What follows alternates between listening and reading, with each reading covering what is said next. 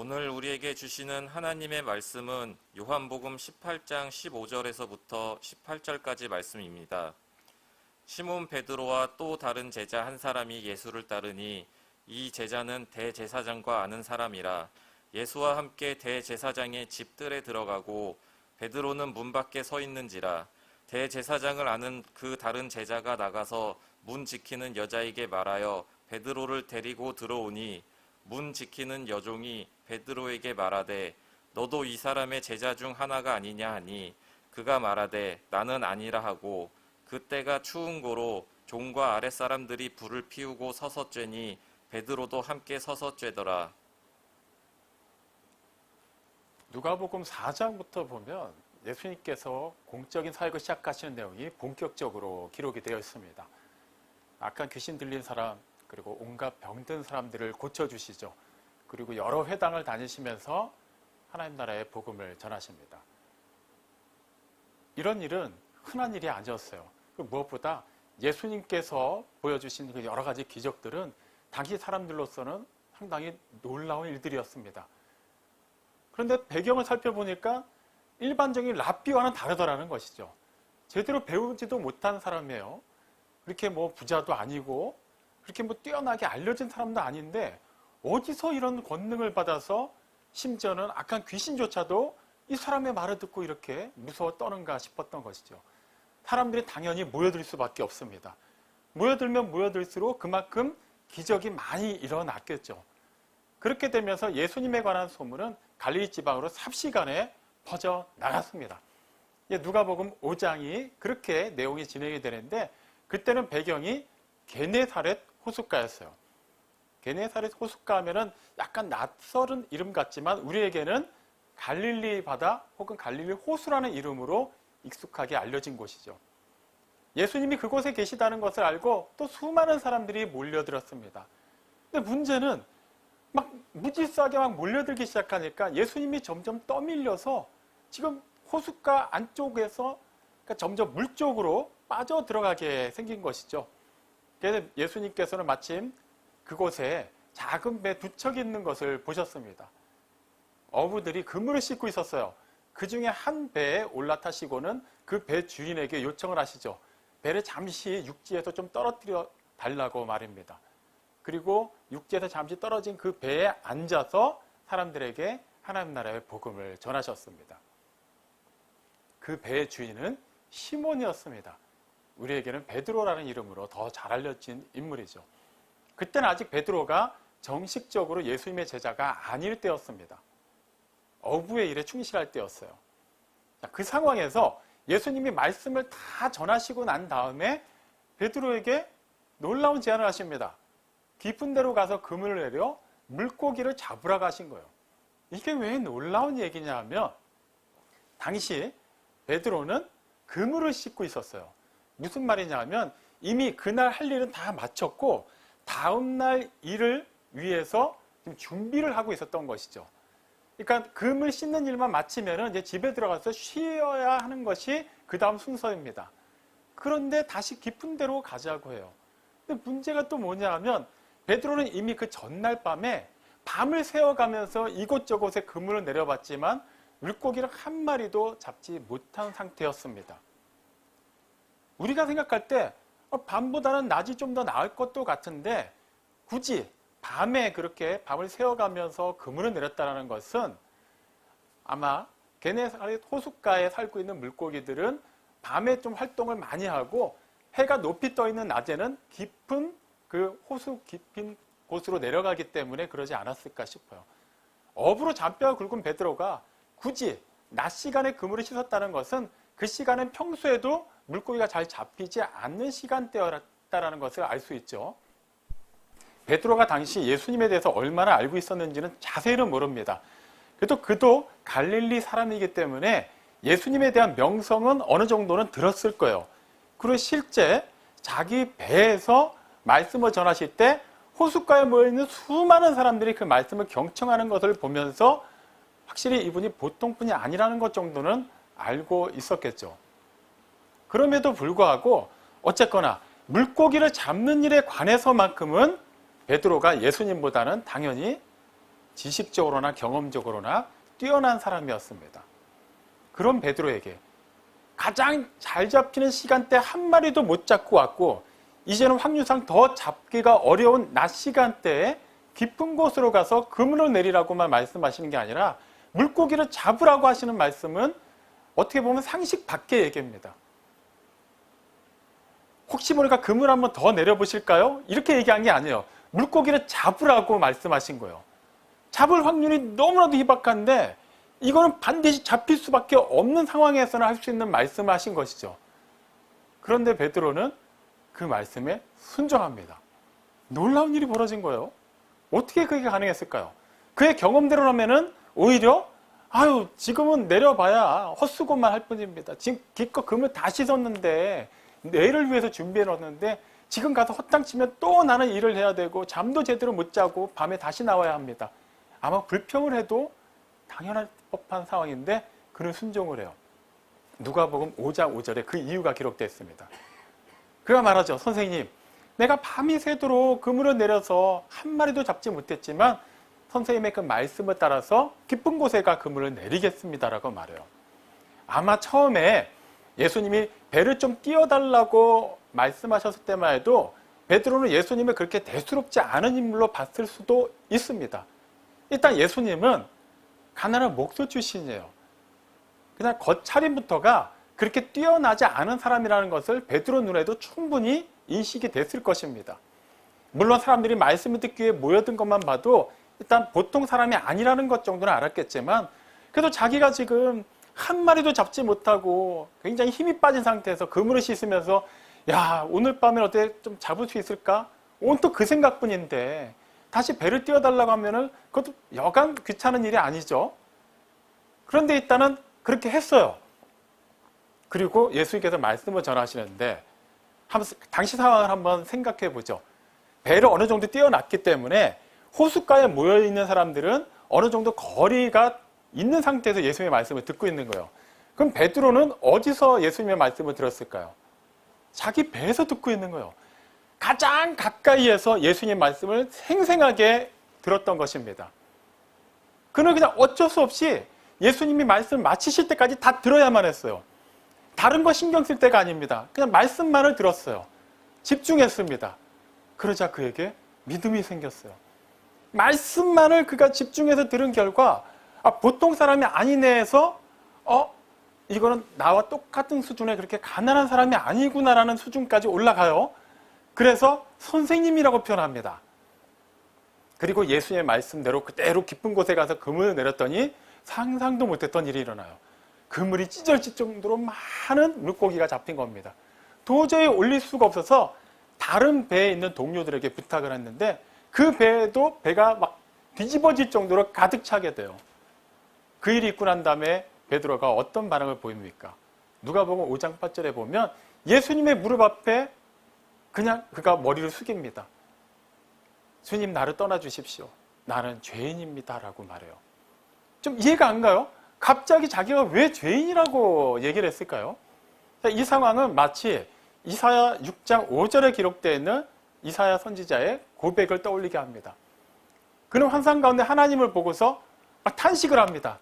망했다. 나는 이제 죽었다. 나는 입술이 부정한 사람인데 내가 거룩하신 하나님을 배웠다. 이제 나는 끝나는 것이다. 라고 막 탄식하는 장면이 나와요. 그게 일반적으로 거룩하신 절대자 하나님을 만났을 때 죄성이 드러남으로 말미암아 모든 사람들이 보일 수밖에 없는 가장 당연한 반응입니다. 그런데 지금 예수님의 말씀을 듣다 보니까 이게 기존의 랍비들에게서 아니면 다른 종교 지도자들에게서 들었던 말씀과는 차원이 다른 거예요. 그리고 막 심령이 막 움직이기 시작합니다. 막 가슴이 막 뛰기 시작해요. 뭔지는 모르겠는데 이거 보통 말씀이 아니더라는 것이죠. 신적인 존재 같은데 확신을 하지 못했습니다. 그래서 처음에는 선생님이라고 표현했어요. 그런데 자신이 가장 자신이 있다고 생각하는 분야, 반면에 그거에 대해서 굉장히 무지하다고 여겼던 그 분야에 대해서 예수님이 하신 말씀이 그대로 이루어집니다. 자신이 예수님 앞에서 아무것도 아니라는 것이 완벽하게 드러나게 돼요. 그 순간 그는 인정하게 됩니다. 하나님의 현존하신 모습이 그대로 자기 앞에 있다는 것을 말이죠. 예수님의 정체성이 드러나자 그런 자신의 그 죄성이 그만큼 더 부각되는 것 때문에 견딜 수가 없었어요. 그래서 떠나달라고 요청한 거예요. 너무 두려웠던 것이죠. 근데 예수님께서 베드로를 떠나시나요? 아닙니다. 오히려 그를 가장 가까이에 두시죠. 제자로 삼아주십니다. 그때부터 우리에게 알려진 사도 베드로가 세상의 모습을 나타내게 되죠. 그렇게 시간이 흘러갑니다. 그 다음 다른 시간대로 한번 장소로 옮겨볼까요? 마태복음 14장으로 한번 가보겠습니다. 마태복음 14장 13절 이하에는 우리에게 잘 알려진 내용이 기록되어 있습니다. 예수님께서 작은 생선 2마리와 작은 빵 5개를 가지고 성인 남자만 5,000명 이상을 먹이신 놀라운 사건이 기록되어 있어요. 그 일 이후에 예수님께서는 무리들을 다 해산시키시죠. 그리고 제자들에게도 명하셔서 배를 타고 건너편으로 가게 하십니다. 그리고 그동안에 예수님은 혼자 산으로 올라가셔서 기도하십니다. 그렇게 한참 시간이 흘렀어요. 그동안에 제자들은 열심히 노를 저어서 또 반대편으로 향하고 있었겠죠. 그런데 갑자기 큰 풍랑이 일어나면서 그들은 그 육지에선 거리가 아직 한참 떨어져 있는데 오도 가도 못하는 상태에 굉장히 난처한 상황을 맞이해야만 했어요. 그들 가운데 대부분이 어부 출신이었음에도 불구하고 그런 상황을 쉽게 극복할 수는 없었습니다. 하지만 그들은 이미 그와 거의 흡사한 상황을 기존에도 한번 경험한 적이 있어요. 마태복음 8장 23절 이하를 보면 이미 그들은 배를 타고 가면서 풍랑을 만났었고 그 상황을 극복한 경험을 한 적이 있죠. 다만 차이가 있다면 그때는 예수님이 함께 하셨고 지금은 제자들만 그 배에 타고 있다는 거예요. 막 풍랑이 일어서 막 물이 차고 배가 뒤집힐 지경이 되자 막 제자들이 그 배 한켠에서 주무시는 예수님을 막 깨웁니다. 우리가 죽게 생겼으니 빨리 도와달라고 말이죠. 그때 예수님께서 어떻게 하셨습니까? 네, 그 풍랑을 향해서 바다를 향해서 꾸짖으시고 그 즉시 바다가 잔잔해졌어요. 이번에도 예수님이 계시면 그런 일이 벌어질 텐데 지금은 제자들이 오롯이 다 본인들의 힘으로 감당해야 돼요. 근데 이게 대책이 서지 않습니다. 그들은 육체적으로 지쳐 있었고 심적으로는 두려움에 사로잡혀 있었어요. 그때 예수님께서 물 위로 걸어서 제자들을 향해서 오셨습니다. 아직 환한 낮이 아니었어요. 새벽 시간대이기 때문에 예수님께서 오신다고 해도 그 형체를 정확하게 구분하기는 쉽지 않았을 것입니다. 낮이었어도 크게 다르지 않았을 거예요. 풍랑이 일고 이미 몇 시간 동안 사투를 벌인 그들 입장에서는 눈도 침침하고 몸도 굉장히 지쳐있기 때문에 그 상식적으로 그 풍랑이 이는 바다 가운데 그 물 위를 걸어서 사람이 걸어온다는 게 있을 수가 없는 일이잖아요.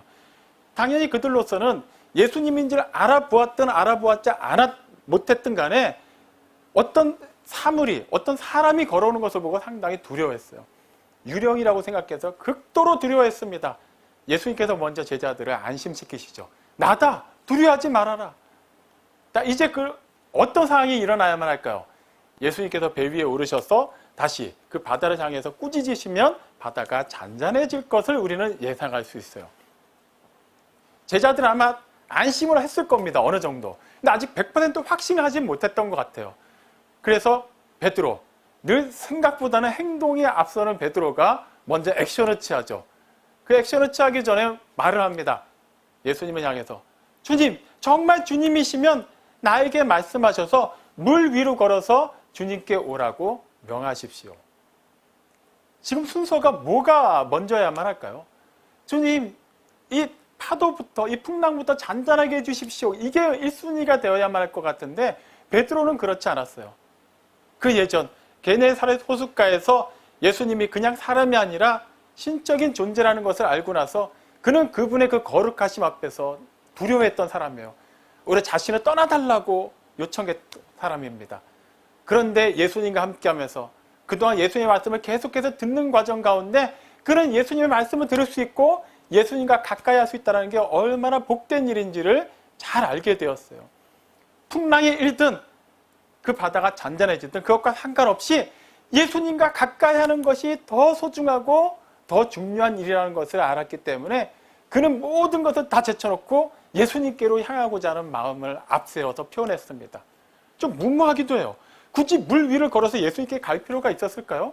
어차피 예수님이 지금 오고 계시기 때문에 기다리면 알아서 예수님을 만나게 될 텐데 말이죠.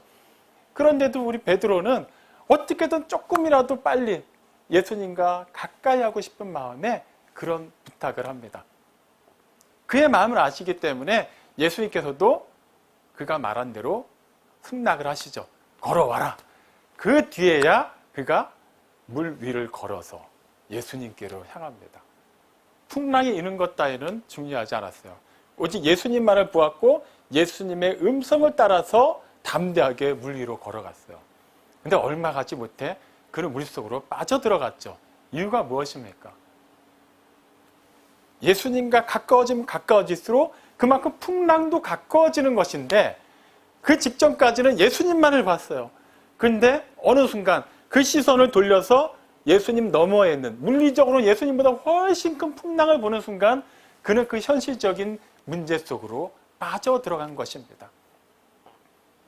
그리고 그 상황에서 그는 예수님께 도움을 요청하죠. 예수님께서 그를 다시 건져 주셨습니다. 그리고 믿음이 없다고 책망하셨죠. 왜 이렇게 믿음이 적냐? 왜 의심하느냐라고 그를 꾸짖으셨어요. 잠시 게네사렛 호숫가의 때와 한번 비교를 한번 해보죠. 그때와 지금 베드로는 훨씬 더 많은 시간을 예수님과 함께 했습니다. 그만큼 예수님의 말씀을 많이 들은 상황이에요. 예수님에 대해서 그전보다 훨씬 더 많이 알고 있습니다.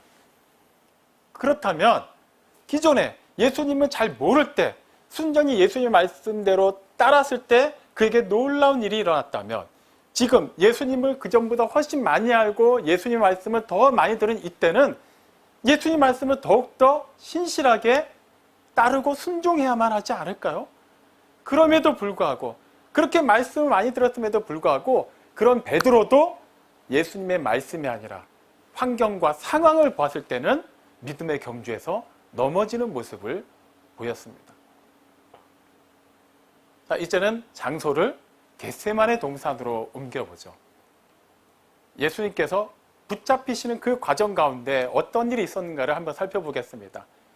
예수님을 붙잡기 위해서 성전 경비병들, 그 로마 군인들이 그곳에 몰려왔어요.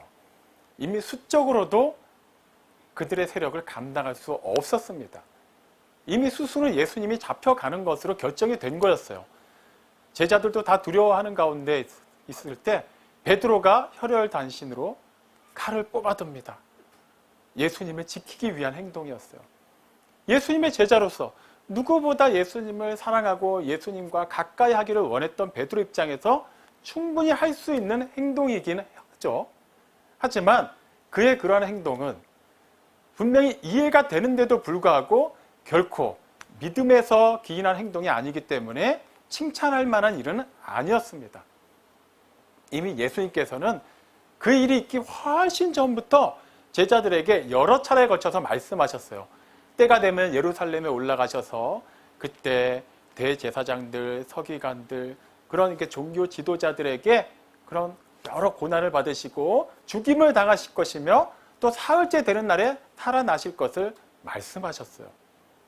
그리고 그 지금 붙잡히시는 그날 불과 몇 시간 전에 그 6월절 만찬 자리에서도 그 일에 대해서 이미 말씀을 하셨습니다. 그렇다면 베드로 입장에서는 이미 예수님이 여러 차례 말씀하신 것이고 직전에도 말씀하셨 그 일에 대해서는 베드로가 막아설 수 없다는 것을 분명히 알았어야만 해요. 예수님께서 그 일이 일어날 것을 처음 말씀하셨을 때 마태복음 16장 21절을 보면 그 일은 반드시 일어날 것이라고 말씀하십니다. 누구도 막을 수 없어요. 결정된 겁니다. 하나님이 그렇게 결정하셨고 예수님이 그 일에 순종하시기 위해 이 세상에 오신 거예요. 어느 것도 그 일을 막아설 수가 없습니다. 아무리 제자라고 해도 베드로라고 해도 예외일 수는 없겠죠. 그런데 그는 그 일을 막아선 거예요. 다시 순서대로 한번 볼까요? 게네사렛 호숫가, 풍랑이 일던 바다, 그리고 겟세마네 동산. 시간적으로 놓고 봤을 때 가면 갈수록 베드로는 예수님의 말씀을 훨씬 많이 들었어요. 예수님의 사역에 더욱더 능동적으로 참여했고 그 자신도 놀라운 일들을 행하기도 했습니다. 그 일들조차 자신의 힘으로 한 것이 아니라 예수님의 말씀을 따랐기 때문에 일어난 일들이죠. 그렇다면 한때 그가 그 풍랑이 있는 바다에서 잠시 믿음의 길을 떠나서 넘어진 경험이 있었다면 그래도 시간이 훨씬 더 지난 지금은 그때의 모든 상황을 극복하고 더 믿음 있는 모습을 보여야만 하지 않을까요? 그러니까 다른 말로 표현해서 예수님께서 하신 그 말씀에 대해서 더 절대적으로 더 완전하게 순종하는 모습을 보여야만 하지 않을까요? 하지만 그는 그렇게 하지 않았어요. 그때마다 베드로의 또 위치를 한번 생각해 보겠습니다. 배 위에서 예수님의 말씀을 들을 때 그는 전적으로 예수님만을 바라봤어요. 그의 앞에는 예수님이 계셨습니다. 그러니까 배를 띄운 입장에 생각해 보죠. 예수님이 지금 배에 앉아서 말씀을 전하시는데 베드로가 예수님보다 앞에 앉아 있을 수 있을까요? 그렇지 않겠죠. 예수님이 뒤에 앉아 있어야만 했을 거예요. 철저하게 예수님만을 바라볼 수밖에 없는 자리 말이죠. 그리고 그 풍랑이 있는 바다에서 물에 빠져가는 순간은 예수님이 풍랑보다 앞서 계심에도 불구하고 그 앞서 계신 예수님을 볼 때는 물 위로 걸어갔지만 예수님보다 뒤에 있는 풍랑을 봤을 때 그는 빠져 들어갔습니다.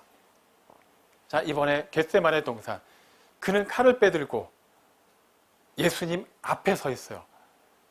예수님을 지키고 보호해야만 했기 때문에 예수님을 자기 뒤로 감추고 자기가 그 앞에 섰겠죠. 행동만 놓고 보면은 굉장히 멋있고 용기 있는 모습이라 할 수 있어요. 하지만 완벽하게 말씀을 가로막고 선 것입니다.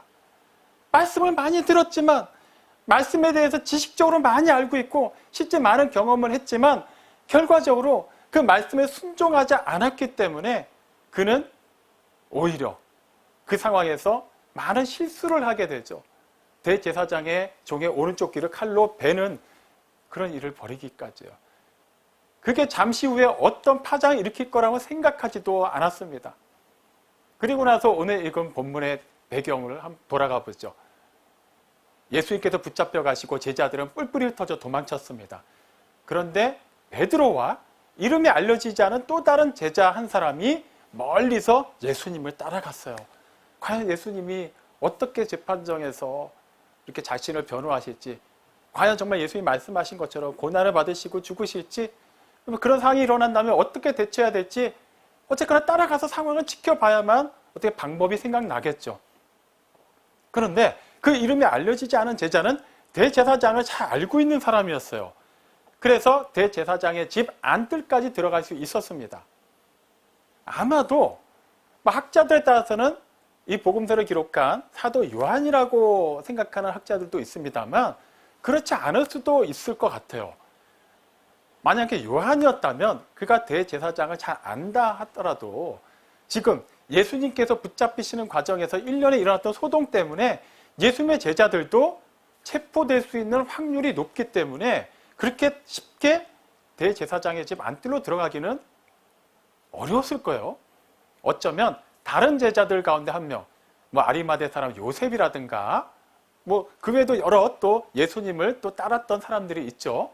또 그런 사람이 아닐까 싶어요. 근데 중요한 것은 그 제자가 누구이냐가 핵심이 아니라 베드로는 어쨌거나 대제사장을 잘 알지 못할 뿐만 아니라 예수님의 가장 측근 제자이기 때문에 대제사장의 집 안뜰로 들어가지 못하고 밖에서 서성일 수밖에 없었다는 거예요. 그러자 먼저 들어왔던 그 제자가 나와서 문지기 하녀에게 요청해서 베드로도 이제 들여보내주게 하죠. 그렇게 순조롭게 대제사장의 집 안뜰로 들어가나 싶었는데 문을 통과하는 과정에서 문제가 터집니다. 문지기 하녀가 베드로를 알아본 거예요. 당신도 지금 좀 전에 잡혀간 그 예수의 제자 중에 한 사람 아닙니까? 만약에 이게 알려지면 이게 보통 심각한 문제가 아닐 수 없죠. 다른 제자라면 몰라도 베드로는 대제사장의 종의 오른쪽 귀를 칼로 베었어요. 물론 예수님께서 고쳐주셨습니다만 그 소식이 대제사장의 귀에 들어가지 않았을까요? 들어갔을 겁니다. 당연히 그 사람들 입장에서는 베드로도 용의선상에 올려놓고 할 수만 있다면 지금 잡으려고 눈에 불을 켜고 있을 거예요. 그런데 제자라는 게 알려지고 결과적으로는 그 제자 중에서도 베드로라는 게 알려지면 베드로도 꼼짝없이 그곳에서 잡혀서 어떤 봉변을 당할지 모릅니다. 그 절체절명의 순간에 베드로가 뭐라고 하나요? 나는 예수를 모른다고 부인합니다. 일단 살고 봐야 되니까 인간적으로 이해는 할 수 있어요. 참 씁쓸하죠. 불과 몇 시간 전만 해도 예수님을 위해서 목숨까지도 바치겠다고 했던 그가 그 누구보다도 예수님과 가까이 하고 싶어서 제자들이 다 도망가는 와중에도 위험을 무릅쓰고 멀리서나마 예수님을 따라갔던 그가 결정적인 자리에서는 예수님을 모른다고 부인합니다. 거기서 끝나지 않았죠.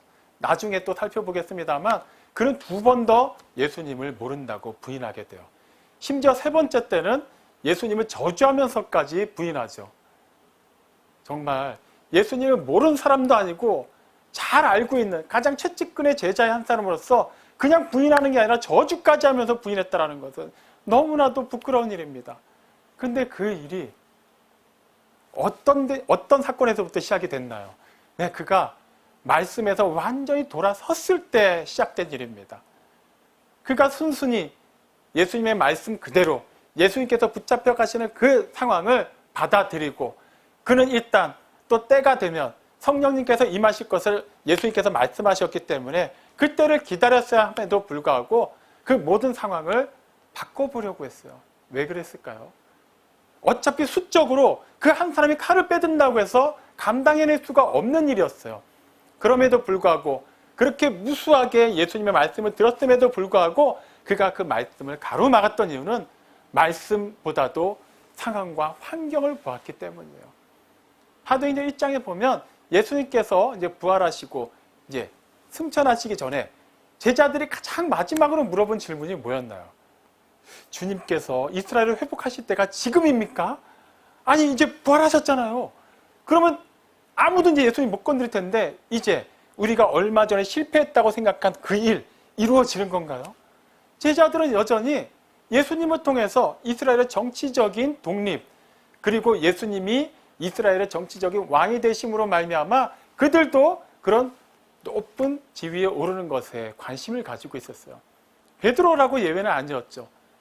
며칠 전에 예루살렘으로 입성하실 때 예수님을 보고 수많은 사람들이 호산나를 외쳤죠. 우리를 구원하소서. 유월절을 지키기 위해 미리 예루살렘에 모여있는 수많은 유대인들의 눈에는 예수님이 드디어 이스라엘을 로마로부터 독립시켜줄 위대한 지도자로 보였던 거예요. 그 사람들의 그 환호성을 베드로는 잊을 수 없었던 거예요. 예수님이 아무 말씀 없이 조용히 어린 나귀를 타고 가시는데 이미 선지자들이 말한 것을 그대로 성취하시면서 그 다음에 일어날 일에 대해서도 이미 예표하시면서 가시는데도 불구하고 베드로는 그것을 보지 못했어요. 사람들을 보았어요. 그 열광하는 사람들, 진동하는 예루살렘 성을 보았고 그것에 빠져든 그는 예수님의 말씀을 완전하게 잊어버렸습니다. 그 결과 그는 예수님과 누구보다도 가까이 하고 싶었던 사람임에도 불구하고 결정적인 순간에서는 오히려 예수님을 부인하고 가장 멀리 떨어진 사람 중에 한 사람이 되고 말죠. 베드로의 이와 같은 경험은 신앙생활을 하면서 어떻게 틈만 나면 낙심하고 시험 드는 우리에게 많은 것을 깨우쳐줍니다. 베드로가 만약에 그대로 진행이 됐다면 예수님을 부인한 상태에서 남은 삶을 계속해서 살아냈다면 아마 그는 완전히 나락으로 치달았을 것 같아요. 그런데 어떻게 되나요? 사도행전의 기록을 보면 오히려 그는 담대하게 하나님 나라의 복음을 전파하는 본연의 사도의 모습을 유감없이 발휘합니다. 그게 어떻게 가능했죠? 사도행전을 배경만 놓고 보면 복음서 때보다 오히려 복음 전하기가 더 어려운 때였어요. 예수님께서 그렇게 돌아가시고 난 뒤에 의기양양해진 종교 지도자들은 어떻게든 예수님의 제자들 그리고 예수님을 통해서 선포된 하나님 나라의 복음을 막으려고 했습니다. 계속해서 박해를 가했죠. 그리고 또 다른 외적인 요건으로 보면 로마 황제의 폭정도 있었기 때문에 계속해서 또 순교자들이 나올 수밖에 없는 상황이었어요.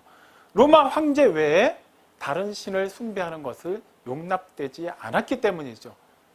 그 상황에서 오히려 베드로는 더 움츠러들고 숨을 수밖에 없어야 될 것 같은데 오히려 담대하게 복음을 전해요.